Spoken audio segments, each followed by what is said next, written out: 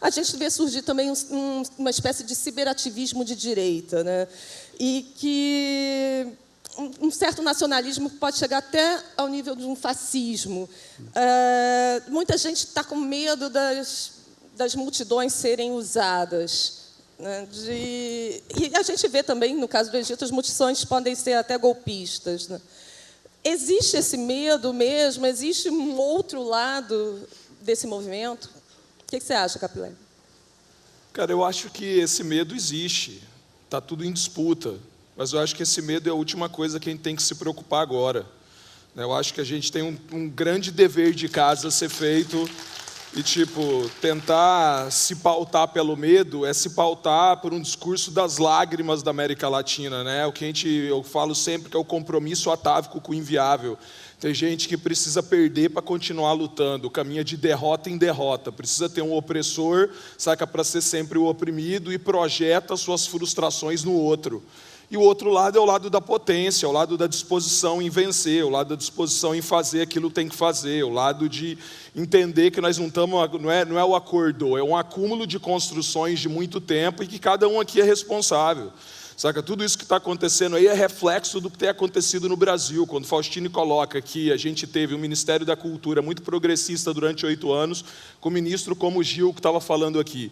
E você tem uma ruptura muito grande dessa política, essa ruptura não está só na cultura, essa ruptura está na comunicação, essa ruptura está no meio ambiente, essa ruptura está nos direitos humanos, essa ruptura está na juventude, e a gente abandonou uma série de agendas nos últimos 3, 4 anos que perde a mística, perde a capacidade narrativa de estar dialogando com essa juventude. Então é óbvio que o medo de uma captura vai ser muito maior, até porque você já se alinhou aqui com aquele que você já tem medo de capturar. Então, se a gente for pensar, o que a gente vive no Brasil hoje é um distanciamento das agendas que poderiam traduzir para o Estado o que de fato estava acontecendo. O Estado não tem compreensão do que está acontecendo na rua, porque ele não consegue dialogar com os temas fundamentais para ele entender o que está acontecendo na rua. Então, enquanto ele não conseguir dialogar com esses temas que estão disputando simbolicamente essa nova narrativa, dificilmente ele consegue diagnosticar o que está acontecendo. Você teve ações estruturantes muito fortes que tiram 40 milhões de pessoas da zona da pobreza no Brasil, mas ao mesmo tempo você faz com que essas pessoas levantem mais perguntas. E quando você não consegue estar conectado a temas que possam solucionar os problemas para essas perguntas, é óbvio que vai rolar uma série de micro-indignações de vários grupos no Brasil inteiro, que quando arranjam pautas comuns se conectam de forma muito rápida e fazem esse enfrentamento ao não diálogo. Sabe? Então, de um processo de 12 anos de governo popular, a gente teve 8 anos que jogou a parada toda para cima, e a gente vem de 3 anos aí com freio de mão puxado. A Dilma tem tido uma dificuldade gigantesca de entender o que está acontecendo.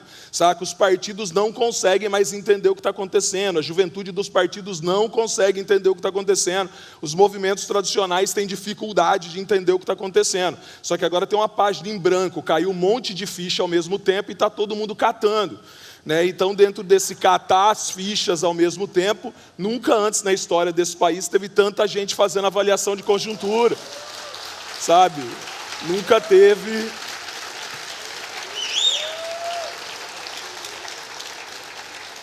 Rolou um salto quântico de consciência. Você tem um monte de ficha sendo catada e esse salto quântico de consciência joga o debate lá para cima, e é o que a gente tem falado muito, velho. É all-in, é todas as fichas agora. Saca? Você está em cima do muro hoje, velho, não é uma opção. Você entender que nós estamos com a faca e o queijo na mão para se transformar na embaixada global de um novo mundo possível.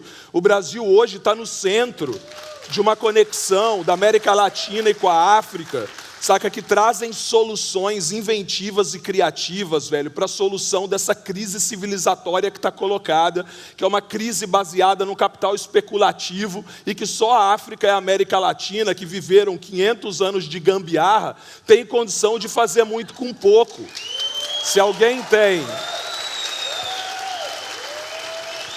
Para concluir, Se alguém tem condição de apresentar uma solução para essa crise civilizatória, foi quem teve que transformar 1 em 10 o tempo inteiro. Saca? Quem sempre transformou 10 em 1 está quebrado e não consegue mais ativar desejo nenhum. Então a gente hoje, o Brasil tem um papel fundamental de fazer essa mediação desses novos mundos e apresentar, de fato, uma nova estética de se fazer política no século XXI. Uma nova estética que passa pela horizontalidade, uma nova estética que passa pelo fim das centralidades, uma nova estética que passa pela capacidade de compreender o espaço-tempo dessa geração. Então, se tem alguém com capacidade e que está no lugar certo e na hora certa hoje no mundo, eu tenho certeza absoluta que somos nós brasileiros.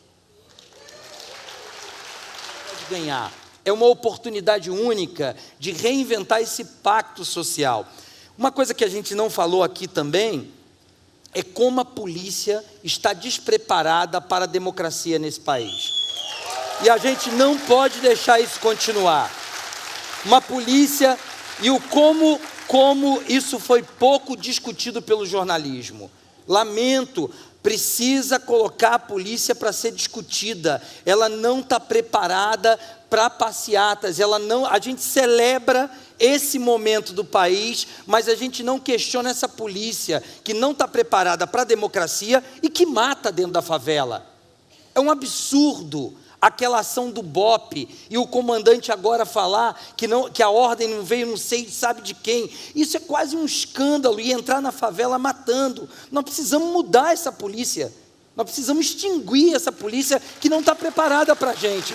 Essa agenda, diante desses problemas, eu acho que não tem jeito, por isso que eu vejo esse momento como uma oportunidade e menos com medo. Eu acho que a gente nunca teve tanta oportunidade, o IFIX está lotado, só está com medo quem tem nostalgia da disciplina.